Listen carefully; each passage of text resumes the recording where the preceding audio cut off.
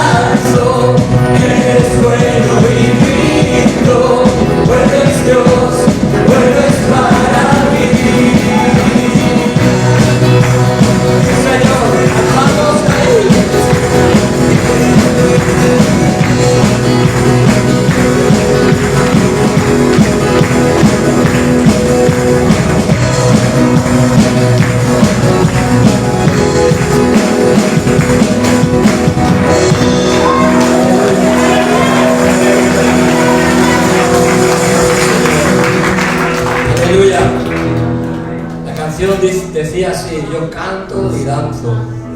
Amén. Vale, libérate. No importa porque es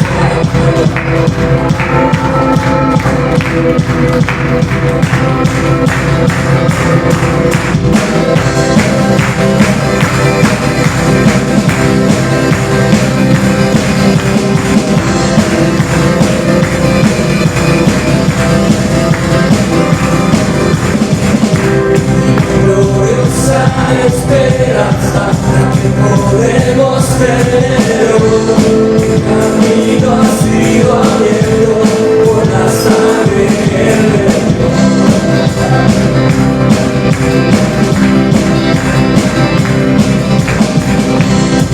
Precioso sacrificio, tu justicia se cumplió, dando el peso del pecado y acercándonos a Él.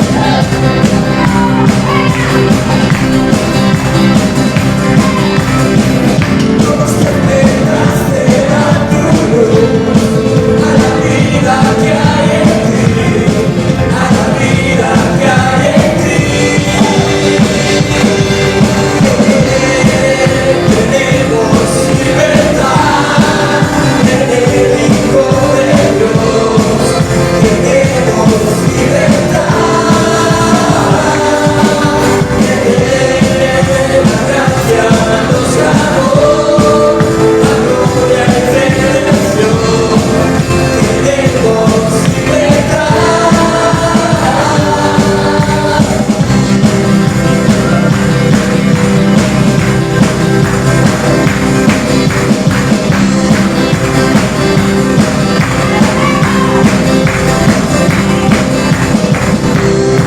Gloriosa esperanza la que podemos tener hoy. El camino ha sido abierto por la sangre que Él vertió.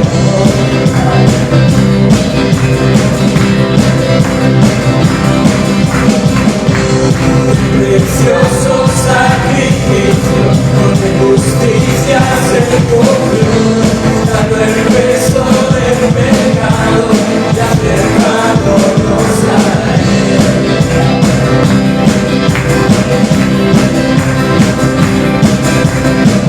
Nos despertaste a tu luz, a la vida que hay en ti, a la vida que hay en ti.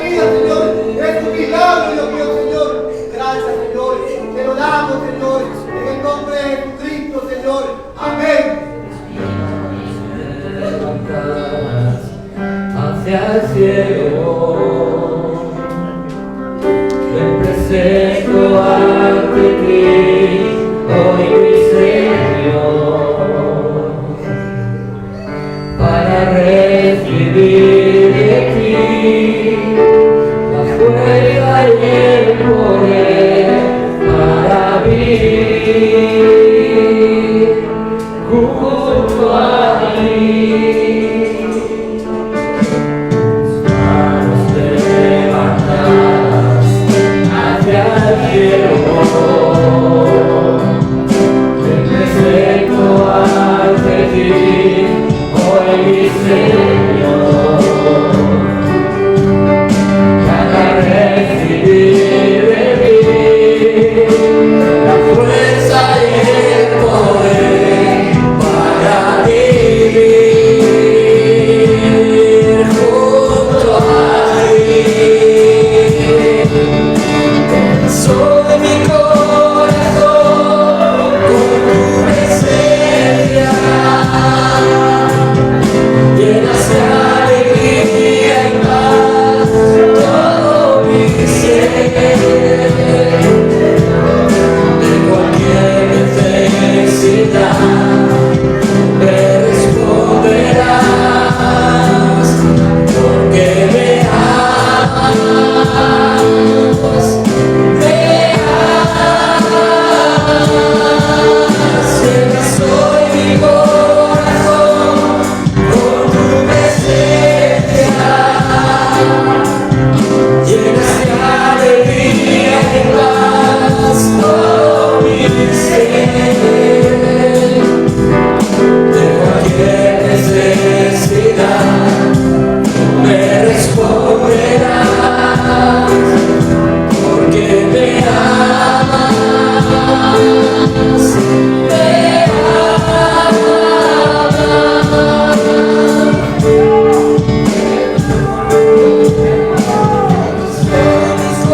corazón con tu presencia, llenas de alegría y paz todo mi ser. De cualquier necesidad tú me responderás, que me amas, me amas. Llena soy mi corazón con tu presencia, llenas de alegría y paz todo mi ser. De cualquier necesidad tú me responderás, porque me amas, me amas. Nos amas, Señor. Jesús, es nuestro corazón. Sí, Señor. Sigue alabándole a Él. No pares, no pares, no pares. Aleluya, no pares, no cortes ahí. Aleluya, sigue bendiciéndole a Él, sigue dándole la gloria. Porque me amas, me amas. Llena soy mi corazón con tu presencia, llenas de alegría y paz todo mi ser. De cualquier necesidad tú me responderás, porque me amas, me amas. Llena soy mi corazón con tu presencia, llenas de alegría y paz todo mi ser. De cualquier necesidad tú me responderás, porque me amas, me amas. Tú nos amas, Señor. Tú Tú nos amas, Jesús. Nosotros te amamos a ti, Señor. Gracias, Señor. Gracias, Señor. Gracias, Jesús. Gracias, Señor. Gracias, Padre. No podemos dejar de adorarte. No podemos dejar de alabarte, Señor. Ese es nuestro deseo, Señor. Sí, Señor, seguimos dando la gloria a Jesús. Sí, Señor, sí, Jesús. Aleluya, gloria a ti, Señor. Gloria a ti, Señor, gloria a ti, Jesús. Aleluya, aleluya. Gracias, Jesús. Señor. Gracias, Padre.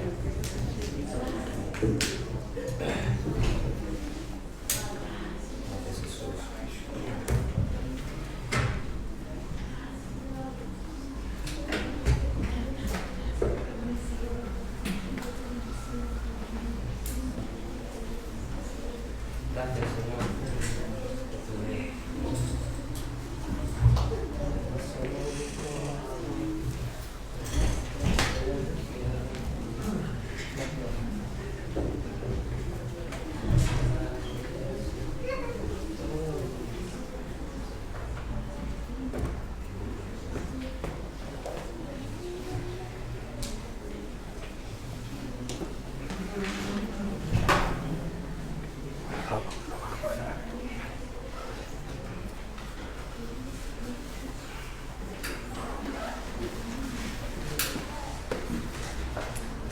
Muy buenos días.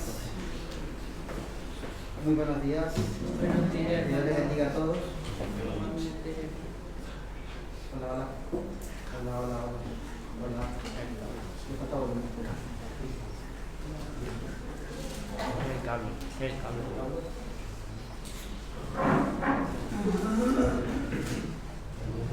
Hola. Que el Señor me los bendiga a todos en esta mañana. Vamos a presentar la ofrenda del Señor.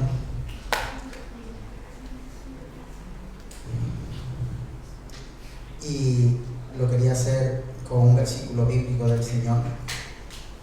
Es muy leído, muy escuchado, pero con un mensaje y una revelación poderosa de parte del Señor.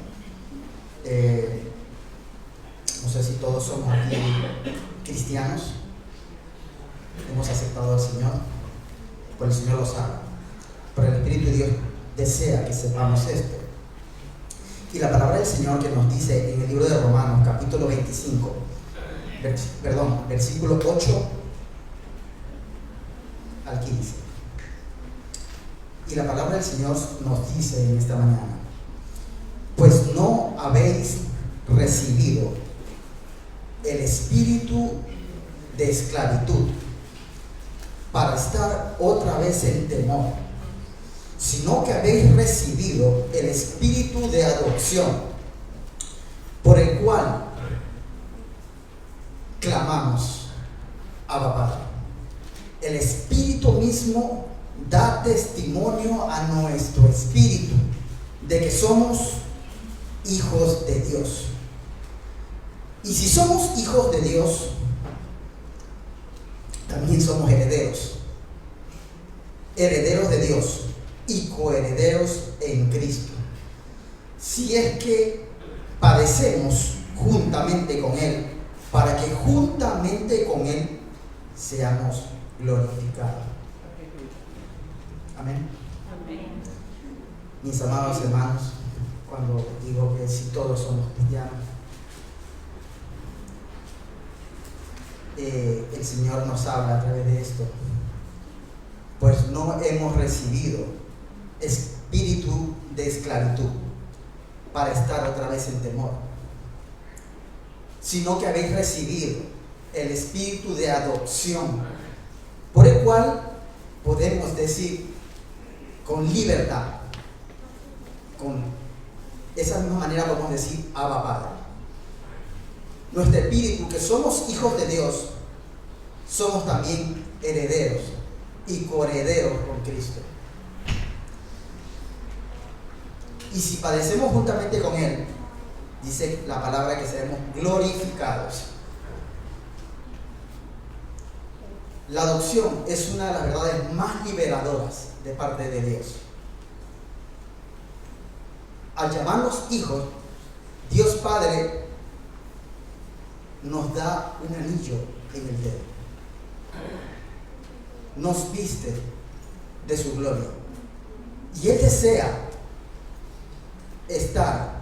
que estemos con Él en el reino de Dios.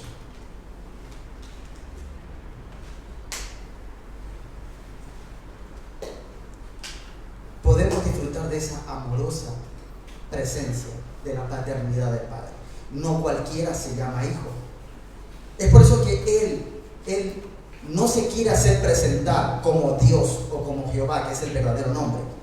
Él se quiere presentar ante nosotros como Padre. Y como Padre quiere tener una relación íntima con sus hijos y con su pueblo. Lo bendecido que somos. Y a la vez, cuando pasamos a ser hijos, somos verdaderamente libres y liberados del pecado y del temor. Que Dios me le bendiga, mis amados hermanos. Que esta palabra nos llene, como dice el Espíritu de Dios, nos ha dado espíritu de amor, de poder y dominio. Amén. Vamos a presentar la ofrenda del Señor.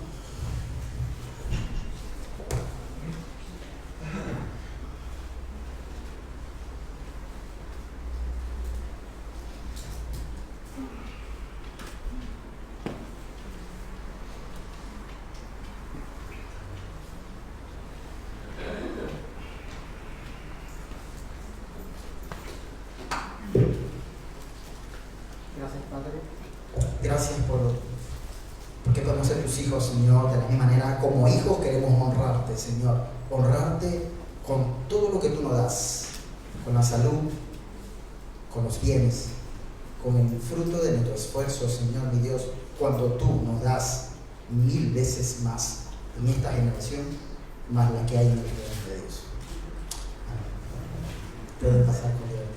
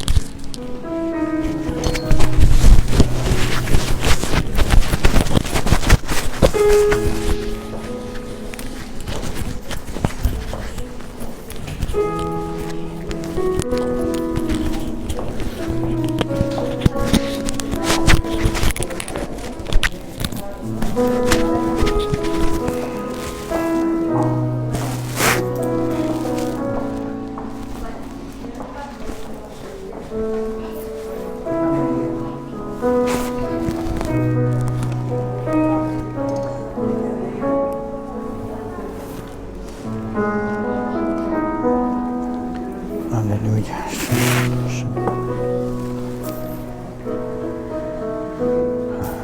Bendito eres, Señor.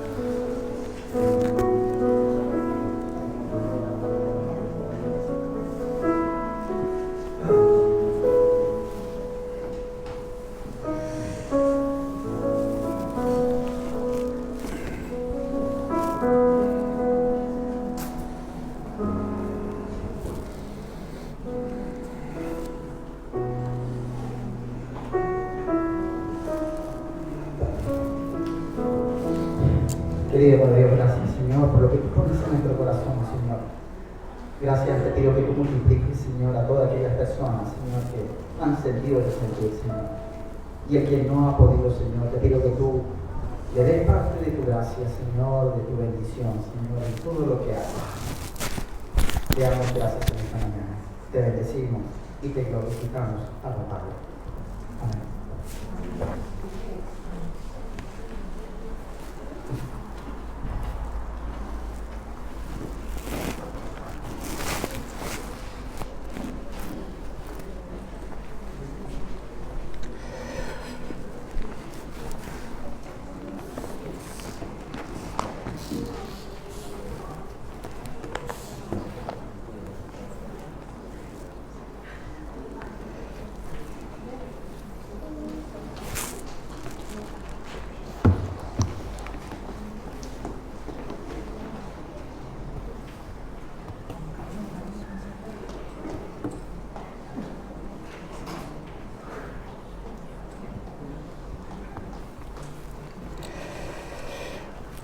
Gloria a Dios.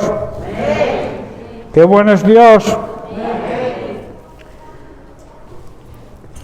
Verdaderamente es un privilegio servir al Señor, ¿verdad? Es un gran privilegio poder estar los hermanos juntos, un día más en armonía, esperando el maná que el Señor tiene cada día para nosotros, esa palabra fresca, ese amor derramado en una cruz y que nos hace libres de toda atadura. La mayor atadura que el ser humano tiene es el pecado, lo sabéis, ¿verdad? Pero Dios, a través de su sacrificio, el sacrificio de su Hijo Jesucristo en la cruz, nos hizo libres precisamente de esa esclavitud. Toda esclavitud es mala, pero la peor esclavitud, la que el ser humano hoy en día necesita liberarse, es de la esclavitud del pecado. Y lamentablemente hay que decir que no solamente el pecado abunda en las personas incrédulas, sino que realmente también abunda dentro de la Iglesia. Y eso es un problema muy serio, porque las iglesias no avanzan porque hay un impedimento. Hay algo que impide el avance de la Iglesia de Jesucristo, y es precisamente la liberación. El pecado tiene que salir de la Iglesia. Tenemos que ser modelos a seguir. Los cristianos somos pequeños Cristos, que es lo que significa la palabra cristiano. Debemos ser imitadores, hacedores de lo que Jesús hizo. Y Jesucristo fue tentado en todo, pero no pecó. Y lo hizo como hombre, que eso es lo que muchos se apoyan ahí en eso de que Jesucristo era Dios y por eso pudo superar el pecado. Jesucristo era Dios, sigue siendo Dios, siempre ha sido Dios, pero cuando vino a la tierra se despojó de su privilegio de ser Dios y sufrió y padeció la tentación como un ser humano, como tú y como yo, y la superó, no pecó. Por eso estamos estudiando varias semanas los parámetros y las exigencias que Dios le pone a su iglesia para ser ese modelo de iglesia que pueda impactar en la sociedad de hoy en día. Precisamente en una sociedad que cada vez quiere alejarse más del Señor, una sociedad que quiere quitarnos, quiere borrar a los cristianos de la sociedad, pero Dios siempre tendrá un remanente de un pueblo fiel, de una iglesia fiel que le sirve y le obedece como Él se merece. Yo quiero ser parte de esa iglesia. Pero hay una frase que dijo Jesús: no todo el que me llama Señor, Señor, o me dice Señor, Señor, entrará en el reino de los cielos, sino aquel que le obedece. Y sabemos lo que la palabra de Dios nos exige. Si tú eres lector o tú meditas, estudias la palabra de Dios, tienes que saber todo lo que Jesús nos pide que hagamos, todo lo que su palabra, recordemos que Jesucristo es el Verbo, es la palabra hecha carne, es la mente de Dios hecha carne, como en un libro de instrucciones para que andemos de acuerdo a las exigencias del reino de Dios. Tú y yo como iglesia debemos cumplir esos parámetros que estamos estudiando precisamente con el título de la iglesia que Dios quiere que seamos en este tiempo. Y hablábamos de que la iglesia tiene que demostrar por qué el Señor la ha elegido como la novia del Cordero. Tenemos que presentarnos a esas bodas que están por llegar, están ahí, la segunda venida que ya se acerca. Se van a celebrar las bodas del Cordero, el esposamiento de la iglesia verdadera. Y digo verdadera porque hay iglesias que no son verdaderas, aunque prediquen, tengan en la boca a Cristo, pero no es lo mismo predicar a Cristo que servir a Cristo como Él dice que hay que servirle. Por eso Jesús utilizó: ¿por qué me llamáis Señor, Señor, y no hacéis lo que yo os digo? Muchos llaman al Señor, Señor, muchos predican del Señor, pero no le obedecen. A esos es a los que se dirige Jesús cuando dice eso, a esas iglesias que dicen ser, pero no son. Y eso es hipocresía. Y Jesús siempre estuvo en contra de la hipocresía, nunca aceptó a los hipócritas. Por eso les atacaba tanto, incluso a los religiosos de la época, a los que se creían hijos de Dios por ley, por tradición quizás, o porque seguían a su manera la ley de Moisés y se creían que estaban por encima del bien y del mal, y Jesús les llamaba hipócritas, sepulcros blanqueados, serpientes venenosas. Así es como trataba Jesús y sigue tratando hoy a los hipócritas, aquellos que dicen que son, pero no son lo que dicen. Amén.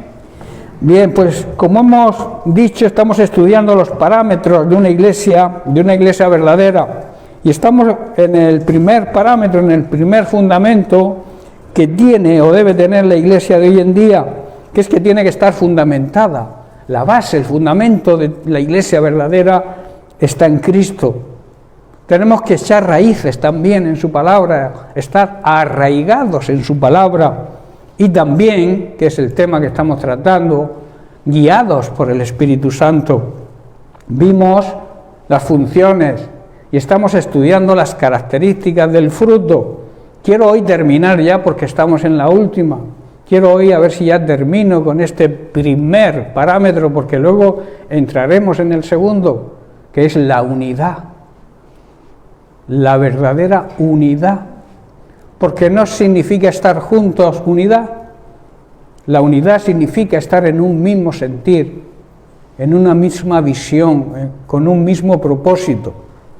No todo aquel que se llama cristiano es cristiano, entonces yo no puedo tener unidad en el espíritu con alguien que no sigue y no obedece a Cristo. ¿Estáis comprendiendo, hermanos? Pero ese es un punto que tocaremos más adelante. Hoy, como he dicho, estamos terminando las características del fruto, que repasemos un poco. Está basada, el fruto del Espíritu Santo está basada en el amor. Ninguna otra característica puede funcionar si no ponemos el fundamento en el amor. De ahí, de ese amor nos viene el gozo, la paz, la paciencia, el ser amables, tener buen trato, la benignidad que se llama, bondad, que es la tendencia a hacer el bien, y la fe, que estuvimos varias semanas hablando de la fe, porque el creyente tiene que creer, y para eso tiene que entender lo que es la fe, y estuvimos varias semanas sobre este punto.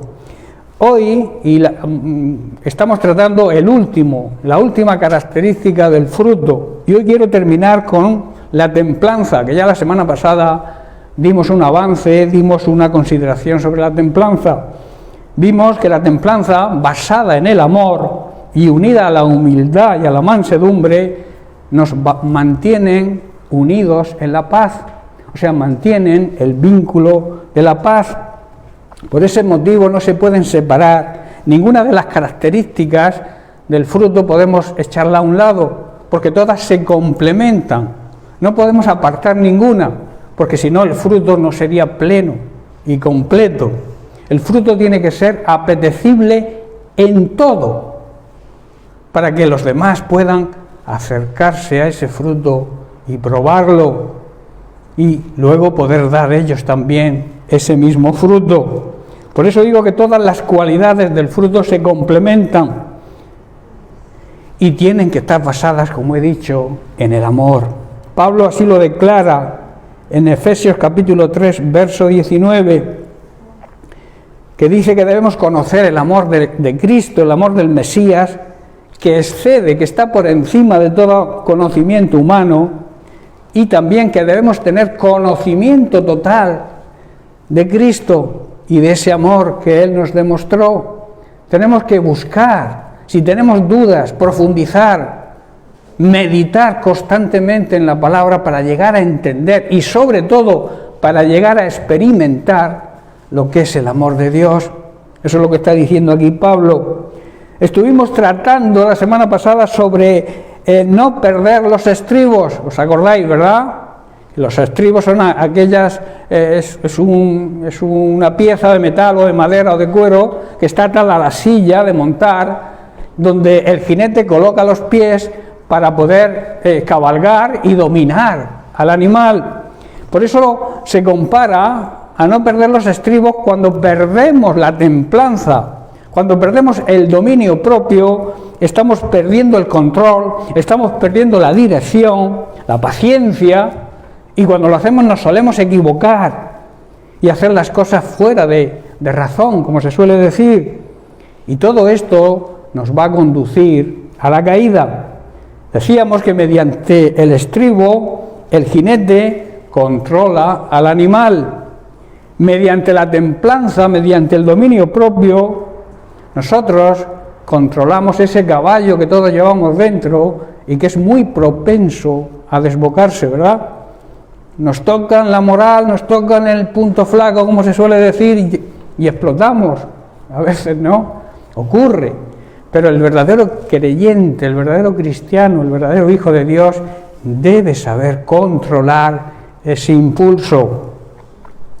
La siguiente consideración que vamos a tocar hoy la he titulado El autocontrol, la templanza, obra la justicia de Dios. O sea, el dominio propio hace que vivamos en la justicia y en la rectitud que Dios desea y nos exige. ¿Estoy entendiendo? Si tú no tienes dominio propio, si tú no tienes esa templanza, ese control que necesitamos ante cualquier insulto o provocación, si no sabemos controlarlo, no andaremos de la forma que Dios quiere que andemos o que vivamos. Cuando la palabra de Dios habla andar, significa vivir. Debemos vivir controlando nuestros impulsos y nuestras reacciones. Yo siempre digo que hay que contar antes de responder un agravio. Debemos contar, hay quien dice hasta 3, yo digo que si hace falta hasta 40 se cuenta. Pero así aprendemos a dominarnos, a controlarnos. En el capítulo 1 de Santiago vamos a repasar algunos versículos. Dice el versículo 12, bienaventurado el que hace frente, el que soporta la tentación, porque cuando haya resistido la prueba, recibirá la corona de vida que Dios ha prometido a los que le aman. Dicho de otra manera, Dios bendice a los que soportan con paciencia, o sea, sin alterarse, las pruebas y las tentaciones, porque después de superarlas, dice Santiago, recibirán la corona, la recompensa de la vida eterna que Dios ha prometido a quienes le aman. Y recordemos que demostrar el amor de Dios, ¿cómo se demuestra? A través de nuestra obediencia. Amar a Dios significa obedecer a Dios. Si tú dices que amas a Dios, pero andas en desobediencia, no sé a quién pretendes engañar, igual te estás engañando a ti mismo, porque a Dios no lo puedes engañar. La palabra de Dios así lo asegura.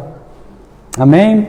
Versículo 18, saltamos, dice, Él, Dios, de su propia voluntad, nos hizo nacer por la palabra de verdad, para que seamos primicias de sus criaturas.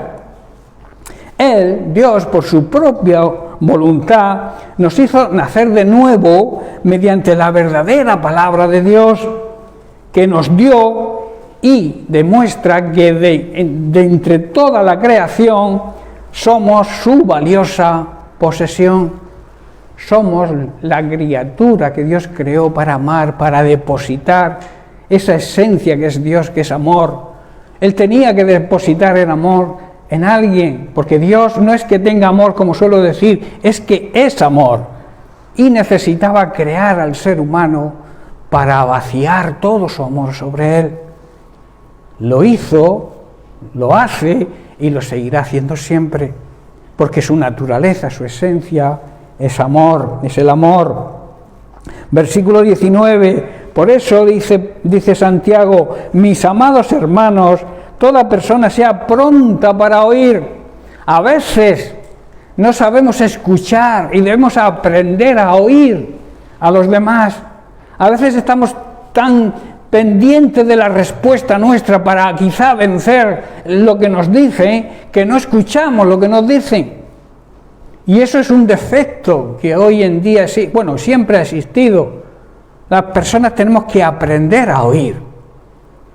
Sé que a veces nos cuesta porque hay personas que, bueno, ya me entendéis, que es difícil escucharla, pero la palabra de Dios nos enseña que debemos estar prestos a oír. Dice, sean prontos para oír y tardos para hablar. O sea, no precipitarnos al hablar, no tener, como se suele decir, debemos medir nuestras palabras antes de decirlas, porque las palabras son como disparos. Cuando tú aprietas el gatillo de un arma, se dispara una bala, y cuando se ha disparado, aunque quieras pararla, no puedes. ¿Estáis comprendiendo? Y esa bala impacta en otra persona, y aunque tú no pretendas o te arrepientas enseguida de haberlo hecho, esa bala mata. Por eso hay que medir nuestras palabras antes de decirlas, porque hay palabras que matan. En cambio hay palabras que dan vida. Nuestras palabras tienen que transmitir esa vida que Cristo nos ha regalado, esa nueva vida en la que vivimos los verdaderos cristianos. Por tanto, no disparamos balas, disparamos vida. Amén. Por eso dice, prontos para oír, tardos para hablar y tardos para airarse. Airarse es llenarnos de ira y de enojo. Como veremos, hay ciertos límites. Dios nos permite en la ira un límite. No podemos pasar el límite que Dios nos permite para la ira, porque Pablo dice en Efesios, airaos, pero no pequéis. O sea, la ira puede provocar el pecado si no sabemos controlarla. Por eso necesitamos la paciencia, el dominio propio, la templanza. ¿Estáis comprendiendo? Hay un momento, ¿cómo os podría poner un ejemplo? Cuando alguien blasfema contra nuestro Dios, hay algo dentro de nosotros que nos mueve, ¿verdad? ¿O no? Si amamos a Dios de verdad, cuando oímos que alguien blasfema su nombre, pues nos airamos en ese momento. Pero hay un límite, que es que no debemos llegar esa ira al máximo, a devolver la agresión, a insultar a esa persona. ¿Estáis comprendiendo? Debemos saber controlarnos, aunque nos produzca esa ira, esa blasfemia o esas injusticias que vemos en la sociedad. Nos producen, por ejemplo, la guerra. ¿Quién no siente ahora mismo algo en contra de ese señor llamado Putin? Que la está liando y bien liada. Pero debemos saber controlar la ira. Y en vez de blasfemar contra él o insultarlo, debemos orar. Doblar nuestras rodillas. La Iglesia necesita, hoy en día hay millones de personas cristianas en medio de ese conflicto. Incluso militares, creyentes en los dos ejércitos. Es difícil, ¿verdad?, ser creyente en esa situación. Pero los hay. El otro día me mandaron un mensaje los gedeones. ¿Sabéis los gedeones lo que es? No lo es. Repartimos Biblia en los colegios, en los hospitales. Eso está extendido por todo el mundo. Y hay cantidad de campamentos en Rusia y en Ucrania, de gedeones que están predicando y repartiendo Biblias ahora mismo, porque están clamando, están orando, intercediendo la iglesia de Ucrania y de Rusia, que hay un montón, aunque no nos creamos, aunque sean naciones comunistas, Rusia sobre todo, hay muchísimos creyentes. Y yo me imagino una situación, alguien con una ametralladora que es creyente, y que le ha dado su jefe, su presidente del gobierno o de la nación, le ha dicho, tienes que matar al enemigo. ¿Qué harías tú como creyente? Es difícil, ¿verdad? Por eso la Iglesia tiene que doblar su rodilla en estas situaciones y empezar a clamar para que Dios ponga su mano ahí y se termine esta guerra. La Iglesia todavía está aquí, ¿verdad? No hemos sido arrebatados. Todavía necesitamos ser la sal y la luz que alumbre esta tierra con tanta oscuridad, con tanta guerra, con tanta injusticia, porque la guerra es una injusticia. Ahí muere quien menos culpa tiene, ¿verdad? Por eso tu trabajo y el mío ahora es hincar rodillas. Ayer estuvimos en una reunión de la comunidad de pastores de la región de Murcia y acordamos eso, transmitir a nuestras iglesias, a nuestros grupos de intercesión, que intercedan, pero que intercedan de verdad, clamando a Dios por estas personas que van a morir, que están muriendo. No sé si visteis la imagen del tanque atropellando a un coche, pasando por encima de él, aplastando a todos los que iban dentro. ¿Hasta dónde llega la maldad del ser humano? Por eso nuestro trabajo no es airarnos de una manera que lleguemos a insultar. No, nuestra reacción tiene que ser, sí, en este momento estamos mal contra esta persona que ha organizado toda esta guerra. Pero la actitud de la iglesia verdadera es clamar a Dios, hincar la rodilla, orar, interceder, para que todo esto acabe cuanto antes. Por eso dice que tenemos que ser lentos para la ira, y esto habla de templanza, de autocontrol y de dominio propio. Dice el versículo 20, porque la ira del hombre, del ser humano, no obra la justicia de Dios, no deja que la justicia de Dios actúe. La ira humana, que es lo contrario a la templanza y al dominio propio, no obra la justicia de Dios. La persona airada, la persona enojada, no hace lo que es justo delante de Dios. La ira y el enojo humano no produce la rectitud que demanda la vida de santidad de todo creyente y que Dios desea y nos exige. Por eso, en los momentos de enojo, de ira, tenemos que sacar esta característica del fruto, que la tenemos porque el Espíritu Santo mora dentro de nosotros, y controlar nuestros impulsos y nuestras acciones y sobre todo nuestras palabras. La ira, hermanos, es un sentimiento, es un estado emocional sin control y que tiende a la irritación, a irritarnos. Y esa irritación puede producir agresiones, ser agresiva. Y suele producirse en nosotros cuando hemos sido agraviados, insultados por otras personas. El enojo lo provoca la actitud de rencor y falta de perdón. Por eso es tan necesario que los cristianos aprendamos a pedir perdón y sobre todo también a perdonar cuando alguien nos ofenda. Esa es la actitud que evita el enojo. Si tú perdonas, si tú sabes perdonar, si también sabes pedir perdón, el enojo se va, ¿verdad? Ahora, si no perdonas, si no te perdonan, ahí existe algo que hay que arrancar de raíz. Y no hay otra fórmula, sino que pedirle a Dios que nos ayude a saber perdonar a aquellos que nos ofenden, ¿verdad? Y cuando ofendemos, también saber pedir perdón. Eso nos cuesta, ¿verdad? Nos agrada y nos viene bien que nos pidan perdón, pero cuando tenemos que pedir perdón nosotros, como que nos cuesta más. Pero debe costarnos lo mismo. El Señor así lo dice. Si tú no perdonas, Dios no te puede perdonar. Es una ley. Dios te quiere perdonar, pero tú tienes que hacer tu parte, que es perdonar también. Efesios 4:26, como he dicho antes, dice: airaos, pero no pequéis. Hay una línea que no podemos traspasar, como he dicho, Y añade, no se ponga el sol sobre vuestro enojo.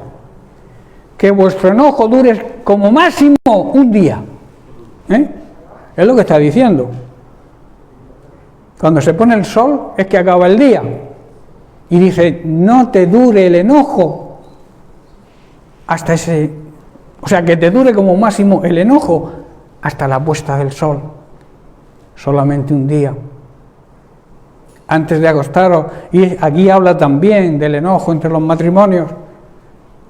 Si hay algo entre un matrimonio, si tú te levantas por la mañana, como se suele decir, con el pie izquierdo, y le dices una frase que no está bien a tu esposa o a tu esposo, y tu esposo o tu esposa salen, os vais a trabajar, no vais a ir a gusto, seguro, hasta que se arregle la situación, ¿verdad? ¿Qué matrimonio no se ha enojado nunca? ¿Alguien aquí que no se haya enojado nunca con su esposo o con su esposa? De los que estéis casados, claro. Los que no estéis casados, pues con tu padre, con tu madre, con tu familia. El enojo existe, pero hay una recomendación de parte de Pablo, que es que debemos arreglar la situación antes que se ponga el sol. En el corazón, en el interior de un verdadero cristiano, de un verdadero hijo de Dios, no debe existir ni la ira ni el enojo. Tanto la ira como el enojo, la palabra de Dios los condena.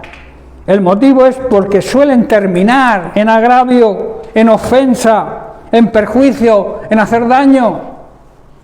Y eso no lo dicta la palabra de Dios que hagamos. De hacer el bien, es lo que dice la palabra de Dios, y de la ayuda mutua. No os olvidéis, porque estos son los sacrificios que le agradan a Dios.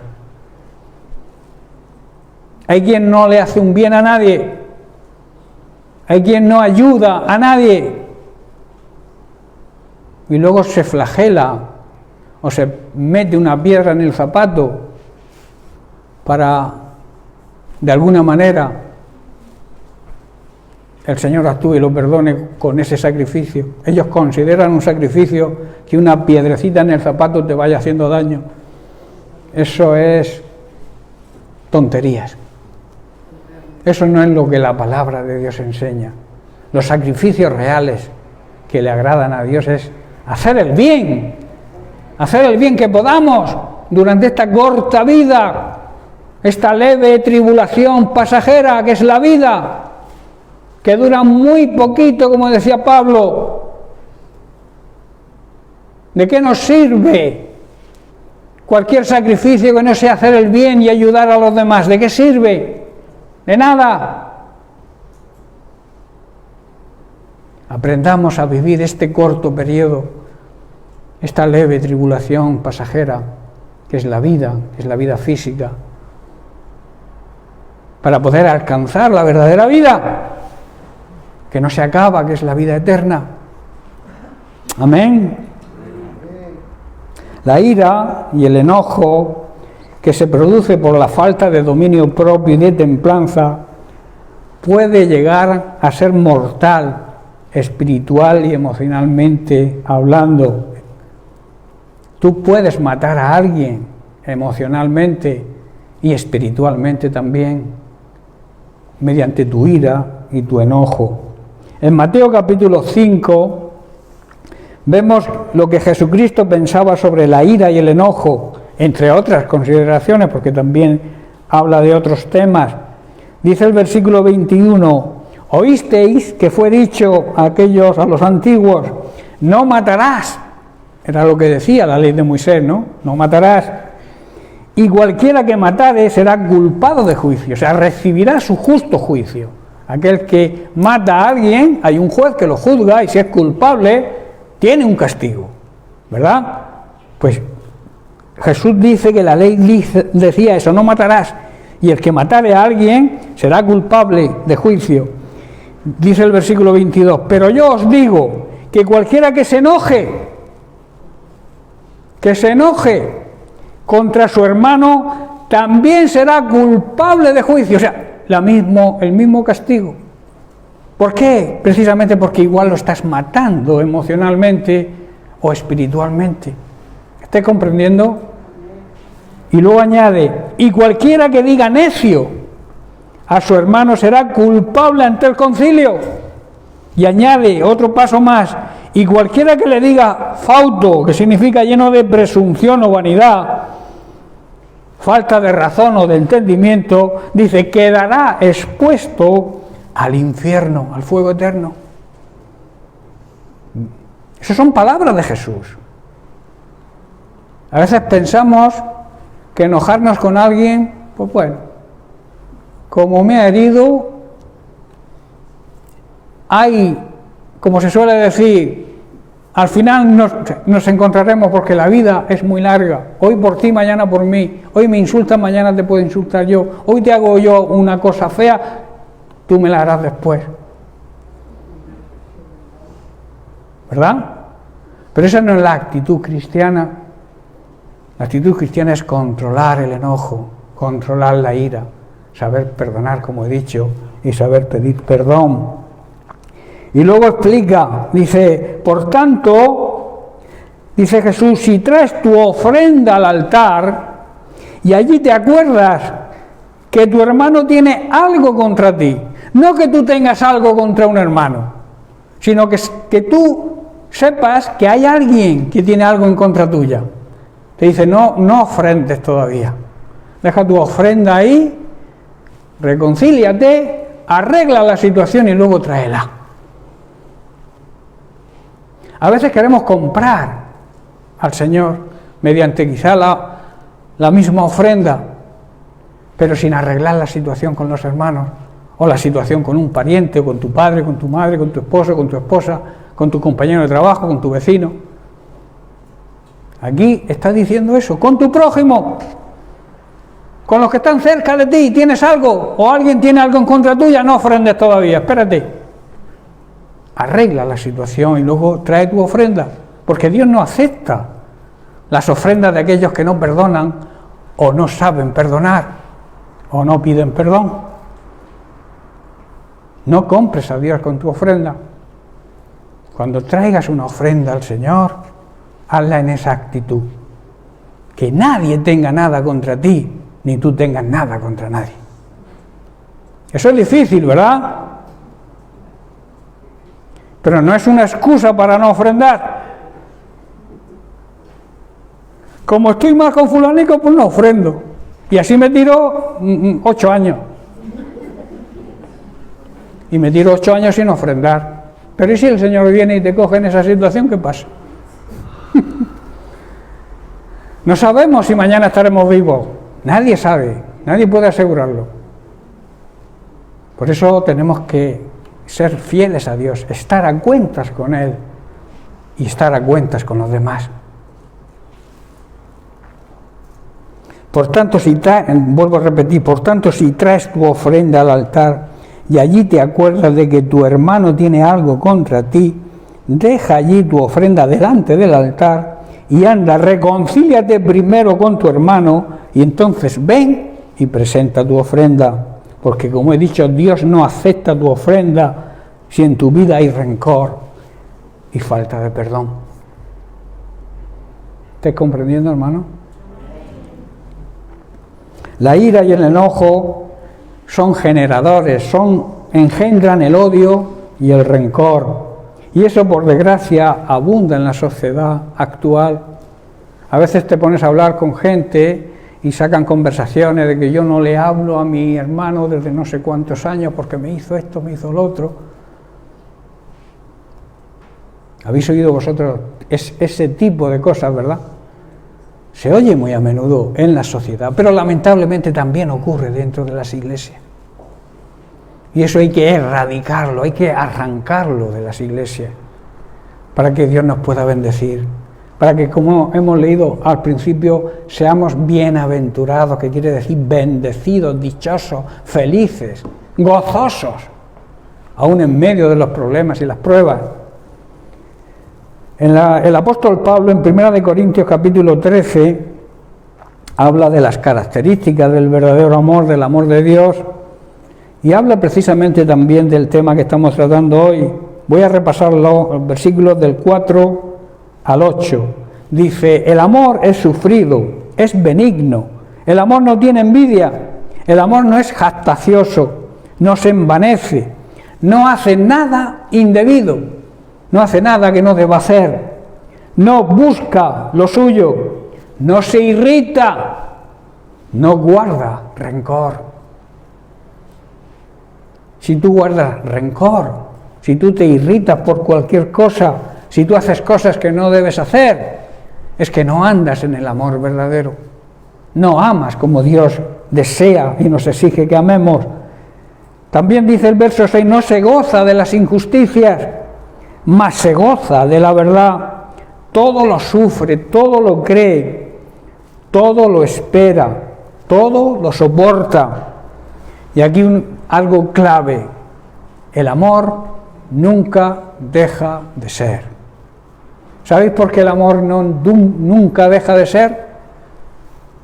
El amor verdadero, claro, no el amor, no a cualquier cosa hoy en día se le llama amor, pero el amor verdadero nunca se acaba.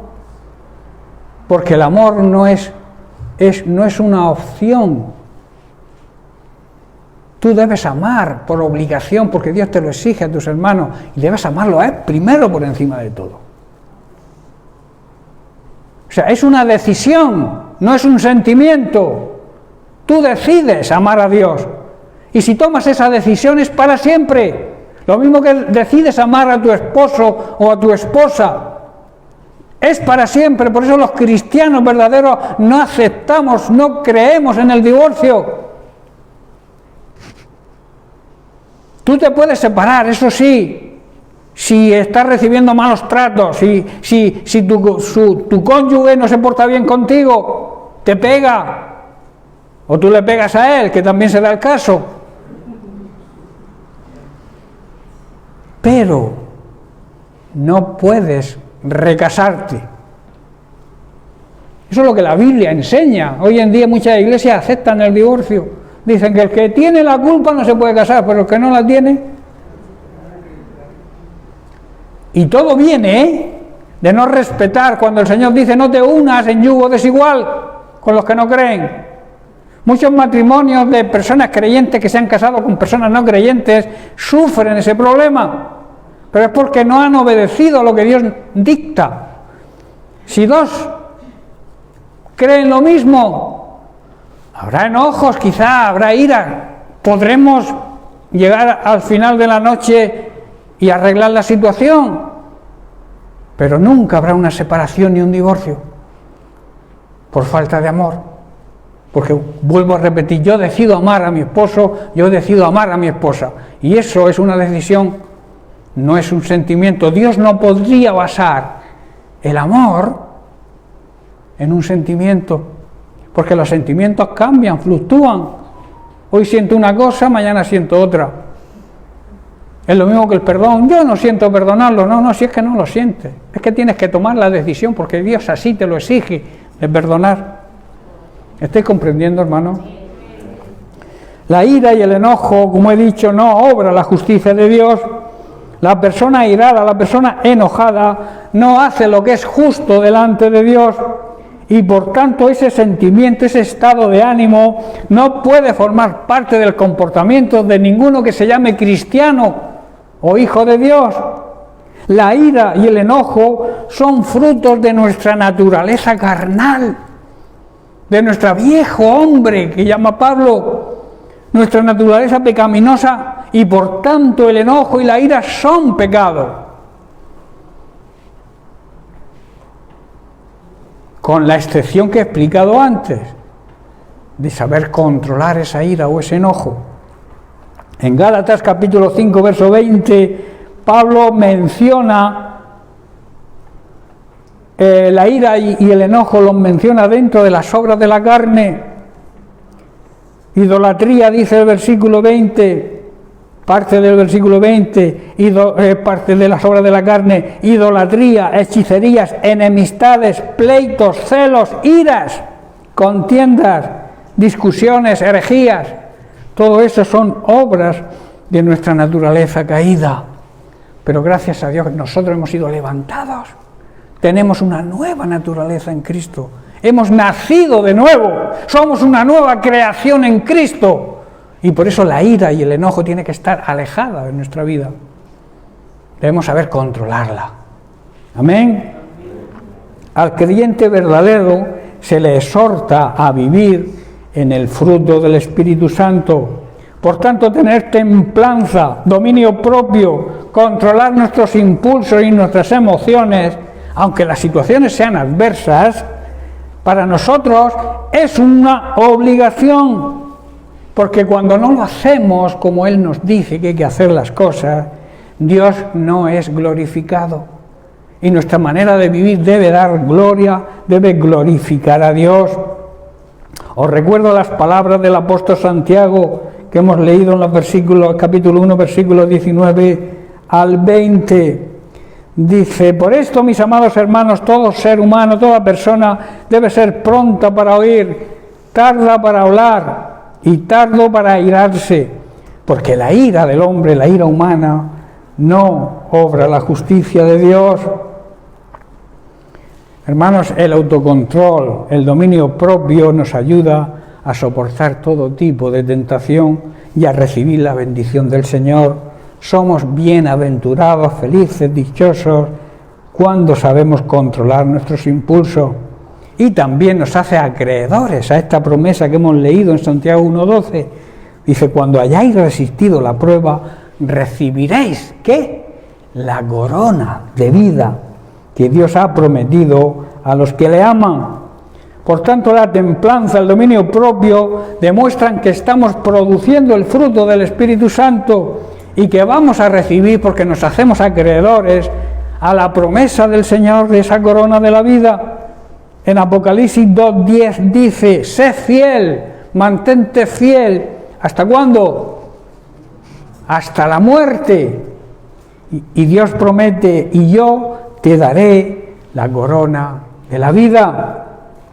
Esa corona es una promesa, es una recompensa para todos los creyentes, pero en especial para aquellos que andan en pruebas y sufrimiento y que gracias a su fe y su paciencia, característica del fruto, se mantienen fieles y por tanto salen vencedores en medio de toda tentación y prueba, porque están dispuestos a mantener su fidelidad a Dios hasta la misma muerte. ¿Formas parte tú de ese colectivo? De esas personas que se mantienen fieles al Señor, aunque corra peligro su vida.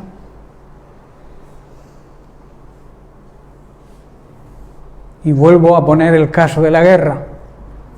Hermanos cristianos que están en medio del conflicto.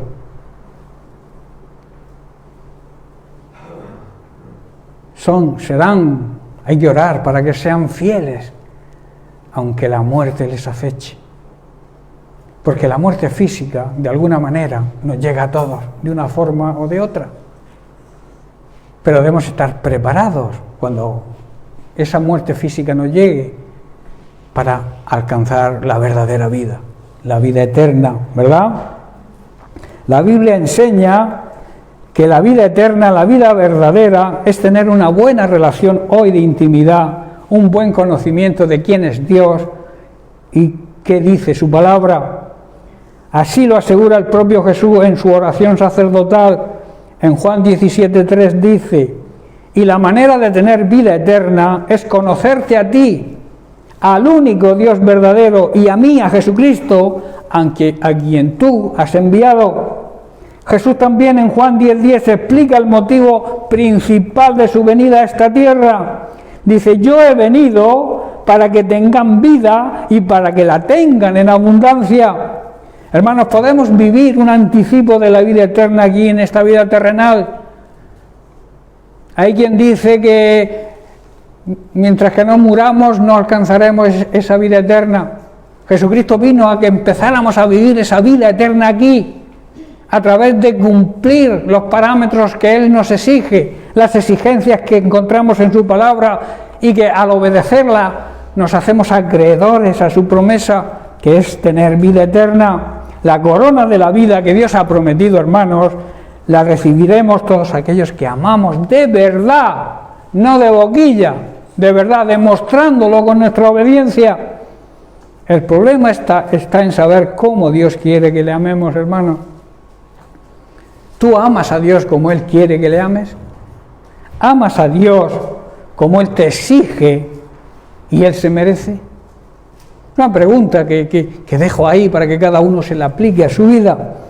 La Biblia, la palabra de Dios, nos muestra y nos enseña cómo hacerlo. En Deuteronomio capítulo 6, verso 5 dice: y amarás al Señor tu Dios con todo tu corazón, toda tu alma y con todas tus fuerzas, con todo tu ser, está diciendo. Y en el mismo libro, en el capítulo 11, versículo 1 dice: amarás al Señor tu Dios y guardarás. Obedecerás, quiere decir, sus ordenanzas, sus estatutos, sus decretos y sus mandamientos. Algunos días. ¿Dice algunos días? Todos los días. Todos los días debemos obedecer la palabra de Dios. Juan 14, 15 dice: si me amáis, obedecer mis mandamientos. Versículo 21, el que acepta mis mandamientos y los obedece, hay quien los conoce, hay quien sabe, porque lee la Biblia y los conoce, pero no los obedece. Las iglesias están llenas de personas así, que conocen la palabra de Dios porque la escuchan, incluso la leen, pero no la llevan a la práctica, no la obedecen. Por eso dice: amarás pues al Señor tu Dios y guardarás, obedecerás todas sus ordenanzas, todos sus mandamientos, todos los días de tu vida. Versículo 21, el que acepta mis mandamientos y los obedece, ese es el que realmente me ama. Y el que me ama será amado por mi Padre, y yo le amaré y me manifestaré, me daré a conocer a Él. Tremenda promesa, ¿verdad? Pero luego dice en el verso 24, el que no me ama, o sea, el que no me obedece, el que no obedece mis palabras, y la palabra que habéis oído es mía. ¿Es mía? No es mía. Lo que Jesús está diciendo como hombre, como hijo de Dios, estaba diciéndola de parte de Dios el Padre. O sea, no es lo que el mensajero dice, es lo que la palabra de Dios dice. ¿Estáis comprendiendo? No es el que te dice lo que tienes que hacer. El mensajero que Dios ha puesto es Dios mismo hablándote a tu vida. Por eso hay que obedecer la palabra de Dios, porque la manera de demostrar que amamos a Dios es obedeciendo su palabra. El que no le obedece es porque no le ama realmente. Puedes decir que ama a Dios, pero si no andas en obediencia, no estás demostrando ese amor. Lucas 6:46, estoy terminando. Dice: ¿por qué me llamáis Señor, Señor? Y no hacéis lo que yo os digo. Y luego hace una comparativa a continuación de lo que es una persona sensata y otra insensata, poniendo el ejemplo de dos formas de edificar, de cimentar, de poner fundamento en la vida. Una es sobre la tierra, sobre la arena, sobre lo que yo pienso, sobre lo que piensa el ser humano de la actualidad. Ahí, si yo edifico mi casa, mi vida sobre eso, cuando venga una tormenta, se irá a pique. Y luego dice: o sobre la tierra o sobre la roca. Cuando alguien pone fundamento de un edificio sobre una roca, difícilmente caerá. Vendrán las mismas lluvias, las mismas tempestades que a la otra persona, que al insensato, pero su casa que está edificada sobre la roca, no caerá. Si tu vida está edificada sobre Cristo, que es la roca, las tormentas van a venir, porque las tormentas nos vienen a todos, pero te vas a mantener firme, porque has edificado, has sido sensato, has edificado sobre Cristo. El autocontrol, el dominio propio, por tanto, obra la justicia de Dios en nosotros al caminar, al vivir de una manera recta y santa como Dios nos exige, edificando y construyendo nuestra vida sobre la verdadera roca, sobre el verdadero fundamento, sobre la piedra angular que decía Jesús, la piedra que desecharon los edificadores ha venido a ser cabeza de ángulo. Esa cabeza, esa piedra, esa roca es Jesucristo en nuestra vida. Cuando edificas así, vas a afrontar cualquier tempestad en tu vida con la garantía de que saldrás vencedor. Amén, porque hay una gran promesa, que los que aman a Dios de verdad recibirán la corona de la vida, recibirán la vida eterna y empezarán a vivirla, a disfrutarla ya aquí en esta tierra, en esta vida terrenal. Bien, voy a hacer una conclusión final es muy corta, sobre el fruto del Espíritu Santo.